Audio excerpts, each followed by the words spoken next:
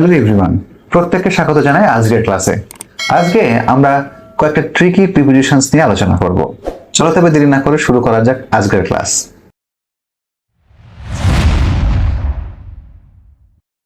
আজকে আমরা এই ট্রিকি প্রিপোজিশনস এর ক্লাসে সীমানা বোঝাতে বা সীমানার ক্ষেত্রে আমরা কিভাবে ইন, অন এবং টু কে ব্যবহার করে থাকি সেইটা আমরা আজকে বুঝে নেব। এই ক্ষেত্রে আমাদের একটা সহজ নিয়ম যদি আমরা একটু বুঝে নিতে পারি তবে কিন্তু আমরা এইরকম ক্ষেত্রে আমরা কিন্তু প্রিপোজিশনস এর সঠিক ব্যবহারটা করতে পারবো। এখানে দেখো একটা কালো রঙের একটা সীমানা রয়েছে। যদি কোনো একটা বস্তু বা যদি কোনো একটা এলাকা বা অবস্থান যদি সেই সীমানার মধ্যে হয় তাহলে সেটা হবে কিন্তু ইন। যেমন এই গোল সীমানার মধ্যে এই ঘরটা অবস্থিত, তাহলে কিন্তু এখানে আমরা ইন প্রিপোজিশন বসাবো। আর যদি এই ঘরটা একদম সীমানার উপরে থাকে তাহলে কিন্তু সেখানে আমরা ব্যবহার করব অন। আর মনে করো কোনো একটা ঘর বা অবস্থান বা বিষয় বা বস্তু বা ব্যক্তি যেটাই হোক না কেন, মনে করো সে এই সীমানার বাইরে রয়েছে, তাহলে সীমানার মধ্যের সাপেক্ষে সীমানার ভিতরকার সাপেক্ষে এই যে অবস্থান যেটা সেটা তো বাইরে রয়েছে, অর্থাৎ সীমানার ভিতরের সাপেক্ষে বাইরে যে বস্তুটা থাকবে বা বিষয় বা অবস্থান থাকবে সেখানে আমরা ব্যবহার করব টু। তো এটা হচ্ছে একদম সহজ নিয়ম, যেটা আমি তোমাদেরকে একটু ছবি এঁকে বোঝানোর চেষ্টা করলাম। চলো ব্যাপারটা আমরা কয়েকটা উদাহরণের সাহায্যে বুঝে নেই। দেখো প্রথমে বলছে Kashmir is dash the north of India. তো এখানে অপশন হিসেবে রয়েছে টু, তারপরে রয়েছে ইন, তারপরে রয়েছে অন এবং শেষে রয়েছে অফ।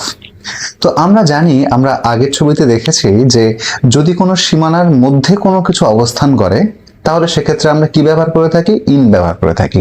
তো যদি আমরা কাশ্মীর এই ক্ষেত্রটা দেখি তাহলে আমরা দেখতে পাই যে ভারতের উত্তর দিকে কাশ্মীর অবস্থিত, যে জায়গাটা আমি হাইলাইট করলাম, তাহলে কাশ্মীর জায়গাটা অবস্থিত। তাহলে এই জায়গাটা তো ভারতের মধ্যেই, যদিও হয়তো এটা একদম হয়তো সীমানার দিকে হতে পারে, কিন্তু তথাপিও তো এটা ভারতের মধ্যে থাকা একটা রাজ্য, তাহলে কাশ্মীর তো একটা ভারতের অংশ। যেহেতু এটা ভারতের ভিতরেই অবস্থিত সেজন্য কিন্তু আমরা এখানে ইন প্রিপোজিশন ব্যবহার করলাম। দেখো এরপরে বলছে the Himalayas stand dash the north of India. হিমালয় পর্বতশ্রেণী ভারতের উত্তরের দিকে অবস্থিত। আমরা যদি ম্যাপে খেয়াল করি তাহলে আমরা দেখতে পাবো যে এই যে হিমালয় পর্বতশ্রেণী এ কিন্তু একদম ভারতের যে সীমানা বরাবর, বর্ডার বরাবর কিন্তু এই হিমালয় পর্বতশ্রেণী কিন্তু অবস্থিত।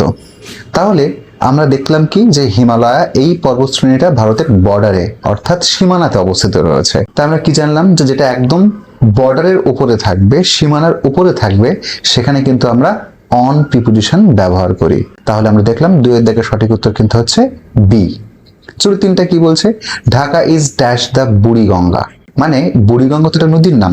কোনো শহর বা কোনো প্লেস বা স্থান যদি কোনো নদীর তীরে গড়ে ওঠে সেখানেও কিন্তু আমরা অন প্রিপোজিশন ব্যবহার করে থাকি।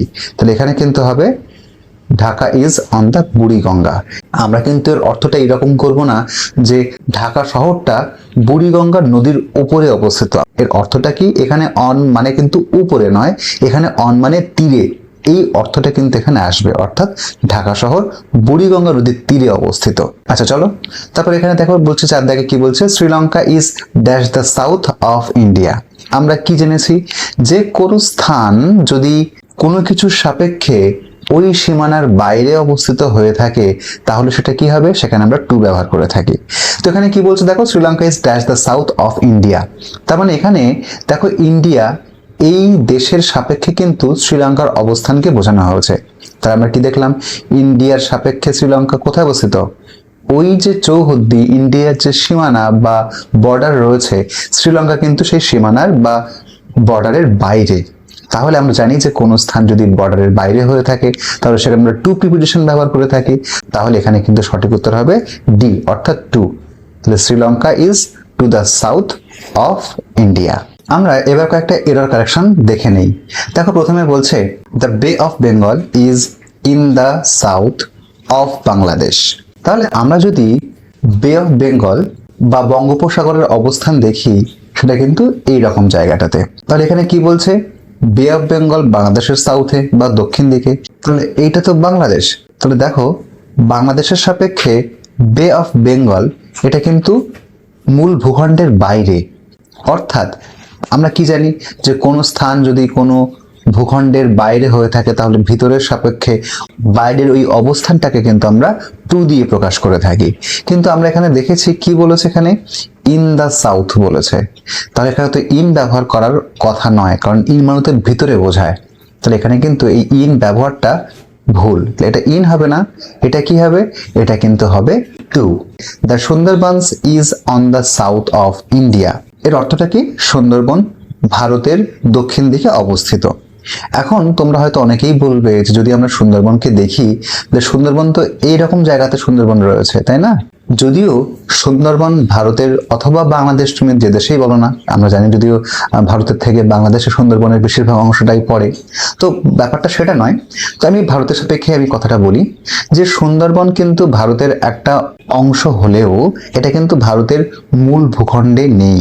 ভারত হোক বা বাংলাদেশ হোক, প্রশ্ন যেভাবেই আসুক না কেন, আমরা দেখব মূল ভূখণ্ডের বাইরে কিন্তু সুন্দরবন কয়েকটা দ্বীপ নিয়ে গড়ে উঠেছে, এবং যে দ্বীপগুলো কিন্তু ভারত বা বাংলাদেশ উভয় দেশের সঙ্গে কিন্তু যুক্ত নয়। তাই সুন্দরবন ভারতের অংশ হলেও মূল ভূখণ্ডের বাইরে থাকার কারণে এখানে এই যে অন প্রিপোজিশন ব্যবহার করা হয়েছে, এটা কিন্তু ভুল হয়ে গেল। এখানে এটা অন হবে না, এটা কিন্তু হবে টু। দেখো তিনি কি বলছে, we know that Dhaka is on Bangladesh. তাহলে আমরা যদি একটা বিষয় দেখে নেই, সেই ঢাকা এটা কিন্তু বাংলাদেশের ভিতরে অবস্থিত। যেহেতু কোনো স্থান, কোনো অবস্থান তা যদি কোনো সীমানার মধ্যে থাকে, সেখানে আমরা কি ব্যবহার করে থাকি? ঠিক ধরেছো, সেখানে আমরা ইন ব্যবহার করে থাকি। তাহলে এই যে বলেছে ঢাকা ইজ অন বাংলাদেশ, এই যে অন, এই যে প্রিপোজিশনটা ব্যবহার করা হলো, এটা কিন্তু ভুল প্রিপোজিশন ব্যবহার করা হয়েছে। এটা এখানে কি হবে? এটা হবে কিন্তু ইন, অর্থাৎ ঢাকা ইজ ইন বাংলাদেশ। তো আশা করি তোমরা আজকের ক্লাসটা ভালোভাবে বুঝতে পেরেছো। যারা আজকের ক্লাসটাকে মন দিয়ে করেছো তাদের জন্য আমি একটা বাক্য স্ক্রিনে রেখে দিয়েছি। London lies in the Thames. London শহর টেমস নদীর তীরে অবস্থিত। তোমাদেরকে বলতে হবে এই বাক্যের মধ্যে ভুল কোথায় রয়েছে। যে অংশে ভুল রয়েছে তার সঠিক উত্তরটা তোমরা অবশ্যই কমেন্ট করে জানাও। আর হ্যাঁ, যারা এখন আমাদের চ্যানেলটাকে সাবস্ক্রাইব করনি তারা অবশ্যই বুকশেলফ কোচিংটাকে সাবস্ক্রাইব করে নাও, এবং অবশ্যই লাইক এবং শেয়ার করো। Thank you everyone. তো দেখা হচ্ছে পরের ভিডিওতে।